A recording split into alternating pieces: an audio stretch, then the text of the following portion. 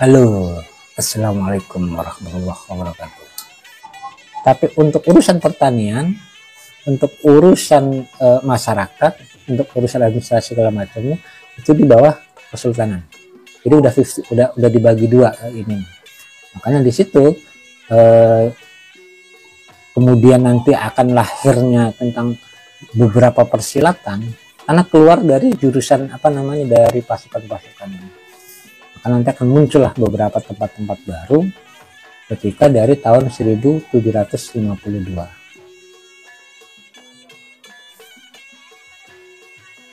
Nah, ini yang mengakibatkan mulai merosotnya nilai ekonomi di Kesultanan Banten karena semuanya itu bergantung atas izin dari VOC. Atas izin dari VOC. Ditambah konflik internal yang terjadi di dalamnya. Hanya di peristiwa lab sebelumnya tentang siapa Ratu Bagus Buang. Nah, dari sinilah mulai terbuka sedikit dari perselisihan. Nah, kembali ke kota Serang. Di sejarah Banten besar, makanya dikenal dengan Kubang dan Serang. Tidak pernah menyebut kata Kaloren dan Kaujuan di sejarah Banten besar, tapi menyebutnya itu adalah Saung Serang. Jadi Saung Serang itu yang posisi sekarang gubernuran itu dulu ada proyek zaman Sultan Abdul Mafakhir untuk membangun sawah sekaligus juga untuk membangun lumbung padi. Yes. Ada untuk proses pembangunan lumbung padi. Nah, lumbung padi itu dulu dikerjakan oleh oleh lurah. Tingkat korupsi di Kesultanan Banten diawali cerita di korupsi itu ada di sini. Karena ketika presentasi untuk membuat lumbung padi di Saung Serang itu, dari kayu yang disiapkan segala macam hanya ada satu kayu yang tidak sesuai dengan speknya. Palang atas lumbung hanya satu batang, itu dicek tidak sesuai karena tidak mendapatkan kayu yang sama sesuai dengan yang dijanjikan, maka akhirnya itu tidak dibayar dan kabur melarikan diri sampai dibunuh oleh anak buahnya sendiri dan nama tokohnya lupa, tapi itu ada di cerita sejarah Banten ketika proses pembuatan Saung Serang.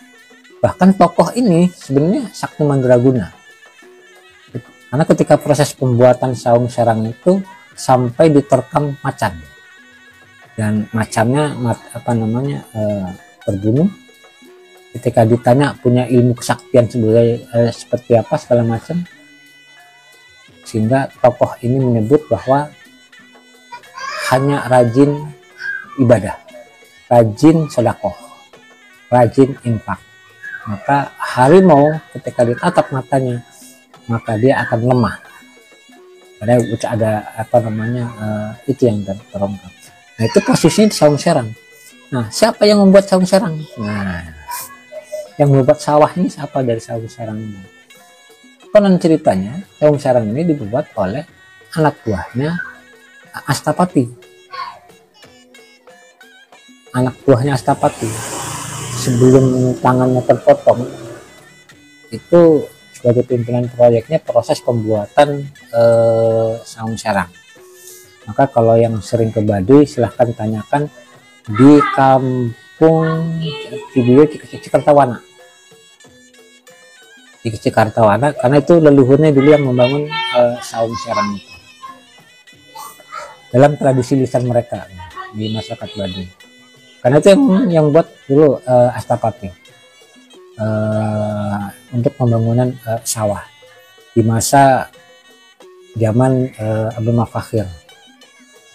Nah, Saung Serang itu untuk apa proses pembuatannya? Itu untuk proses penanaman tebu. Secara besar-besaran untuk menanam tebu untuk pengembangan industri gula. Zaman Abdul Mafakhir itu ada 30 pabrik gula di Banten. Zaman Ageng Tirtayasa itu kemudian bertambah menjadi 130.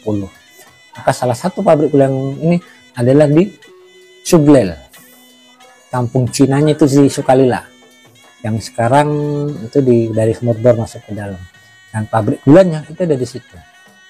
Nama kampungnya Sukalila, asal kata dari Suglel, pasar malam. Jadi dulu pasar malam Kesultanan itu ada di situ, ada dua, ada Sukalila Sumur Bor, Sukalila apa namanya yang di Kaloran, Lontar Sumur Bor, ada Sukalila yang di Kepuren, yang sekarang menjadi pasar Kelodran. Dulu namanya juga sama, Sukalila, itu pasar malam. Tapi lebih tua Sukalila yang di sana, karena itu berawal dari pabrik gula Sukalila yang ada di situ. Jadi itu pengembangan dari beberapa toponimi dari Sukalila atau kata dari Suglel.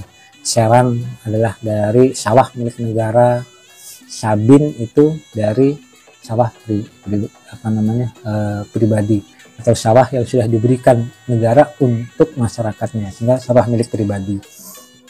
Ubang Serang, Kaloran, Kaujon, Lontar. Nah, Lontar itu dari untuk proses pembuatan tulisan Lontar, maka ada tulisan di situ, makanya nama kampung Lontar. Nah, ada banyak pohon lontar. Nah, beberapa nama tempat-tempat untuk di Serang dan Kota maupun kabupaten yang diawali dari huruf kata Ci itu tempat dari sebelum masa Kesultanan. Tapi diawali dari huruf K itu tempat dibuat di masa Kesultanan, hanya tempat baru yang dibuat dari huruf K, kayak Kasemen, asal kata dari Kaaseman, karena banyak pohon asem, dari asem. Kasemen itu dari asem. Terus Kelodran, terus Kemenduran, Paramandor, Kaunen, terus apa lagi, Kaloran, Kefakihan, Kasunyatan. Dari nama-nama dari huruf K itu hampir semuanya di masa Kesultanan disiapkan. Kijongju itu. Nah, Kijongju itu ada dua sumber. Ada sumber pertama di orang mengatakan Kijongju adalah cerita tokoh orang Islam pertama di Banten, yang menganut Islam pertama di Banten dan menjadi penggawanya Maulana Hasanuddin. Jadi Kijongju itu adalah tokoh yang mendukung Maulana Hasanuddin untuk melakukan ekspansi untuk melakukan perlawanan ke Portugis di Malaka di tahun 1521. Nah, Kijongju itu dari bangsa dari bangsa Campa. Kebangsaannya adalah Campa. Kijongju itu bukan nama lokal, itu sebenarnya nama Tionghoa, tapi nama dari bangsa Campa. Karena hubungan Banten Girang dan Campa itu sudah sangat romantis sejak abad ke-13. Nah, batu nisan Kijongju itu polanya pola Demak.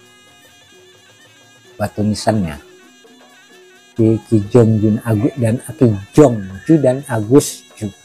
Nah, cerita itu dibuat kemudian, maka sebagai sebagai penggawanya Maulana Hasanuddin, anak keturunannya bergelar Mas untuk Mas Jong, dan Agus Jo itu anak keturunannya menjadi Agus. Dan sementara sebenarnya gelar Mas itu dalam struktur pemerintahan Kesultanan Banten itu adalah pegawai negeri kesultanannya. Kalau sekarang ya pegawai negerinya, kalau sekarang ASN, itu semuanya siapapun orangnya pasti akan memiliki gelar Mas. Dan sampai pemerintahan kolonial tetap masih dipakai, walaupun itu tetap sama Duriat. Jadi kalau sudah menjadi pekerja di pemerintahan Kesultanan, dia akan bergelar Gus. Kalau bekerja di pemerintahan kesultanan di bidang keagamaan, dia akan bergelar entol. Tapi kalau bekerja di apa namanya, di saudagar, maka dia akan bergelar Agus. Jadi yang kemudian cerita itu dibuat karena kehilangan beberapa cerita, muncul Agus Jo dan Mas Jong, itu adalah sebagai penggawa Kesultanan Banten dan orang Banten pertama yang masuk Islam. Nah, tapi dokumen-dokumen yang sejaman itu tidak kita temukan. Termasuk di sejarah Banten pun, Agus Jo dan Mas Jong itu adalah orang yang membiayai proses Maulana Hasanuddin untuk melakukan penyerangan ke Malaka melawan Portugis. Jadi membantu Malaka menyerang Portugis, itu yang membiayai adalah Agus Jo dan Mas Jong. Ini dari marga Lim. Kemudian anak keturunannya di zaman Abdul Mafahir ada tokoh bernama Lim Lako, kemudian bermarga Lako, bermarga Ko, bukan Lako, bermarga Ko, kemudian anak keturunan itu Lim Lako. Terus ada lagi di masa seterusnya itu, kemudian anak keturunannya menjadi Kaitsu di masa Ageng Tirtayasa. Ini orang-orang dari sini. Jadi orang-orang dari Campa. Orang-orang Campa yang kemudian membantu Maulana Hasanuddin untuk proses pendirian sebuah negara, membuat kesultanan. Itu di dokumen-dokumen yang ada di yang ada di manuskrip.